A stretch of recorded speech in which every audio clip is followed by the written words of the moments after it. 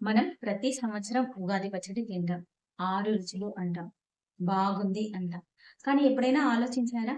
ఆ గిన్నెలో ఉన్నది కేవలం ఉగాది పచ్చడి మాత్రమే కాదు, మన జీవితం. మనలో చాలా మంది లైఫ్‌లో స్వీట్ అంటే హ్యాపీనెస్ మాత్రమే ఉండాలి అని అనుకుంటాం. కానీ లైఫ్‌లో కేవలం హ్యాపీనెస్ ఉంటే అది జీవితం కాదు. అదొక భ్రమ.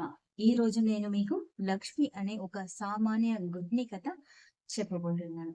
ఈ కథ విన్నాక రేపు మీరు ఉగాది పచ్చడిని కేవలం రుచి కోసం కాదు, మీ జీవితాన్ని సరిచేసుకునే దారిలా చూస్తారు. ఈ వీడియో మీ ఆలోచన తీరుని మార్చేస్తుంది. కాబట్టి స్కిప్ చేయకుండా ఎండ్ వరకు చూడండి. ఎందుకంటే ఇందులో మీ జీవితం కూడా ఉంది.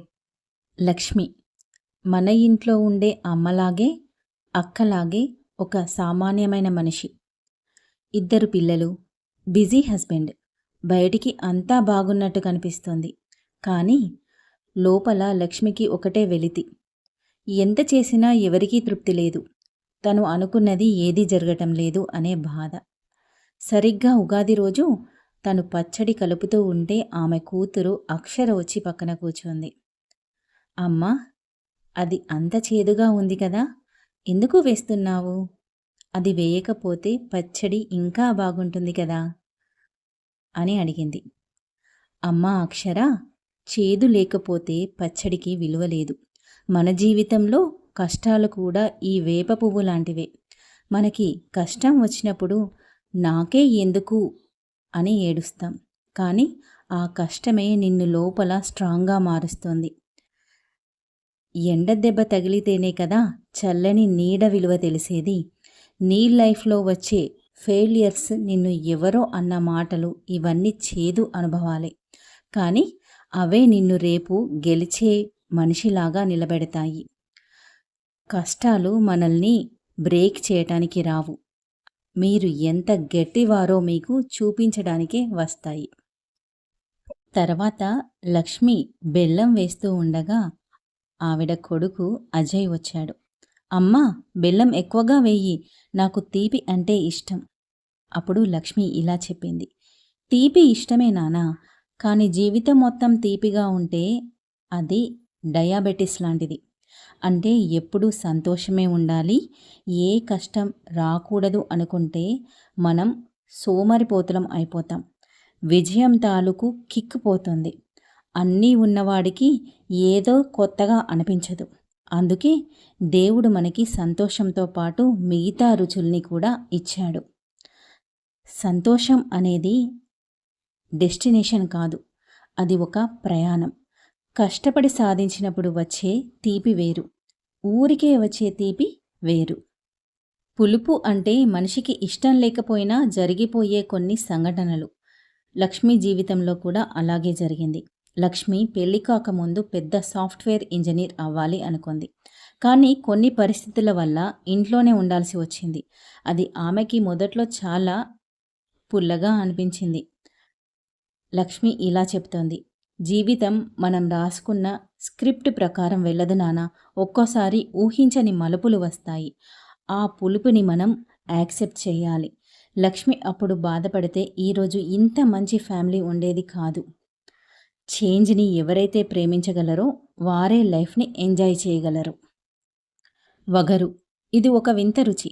కొత్తగా ఏదైనా నేర్చుకుంటున్నప్పుడు లేదా కొత్త ప్రదేశానికి వెళ్ళినప్పుడు మనకు కలిగే ఒక రకమైన భయం, ఎగ్జైట్మెంట్ కలిగిన ఫీలింగ్. లక్ష్మి ఇలా చెప్తోంది. లైఫ్లో ఎప్పుడూ ఒకేలా ఉండదు.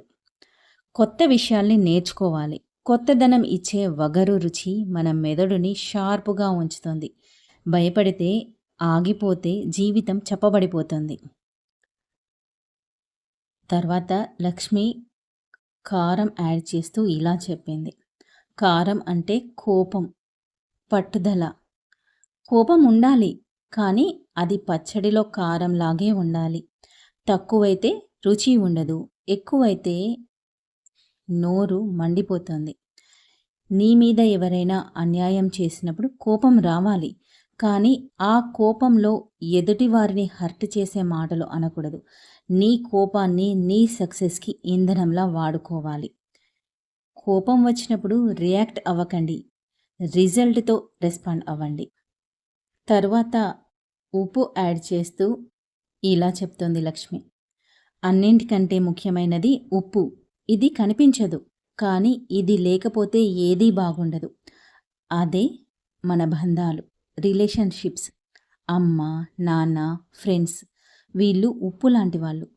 ఉన్నప్పుడు వాళ్ళ వాల్యూ తెలియదు కానీ, ఒక్కరోజు వాళ్ళు లేకపోయినా మన లైఫ్ చప్పబడిపోతుంది.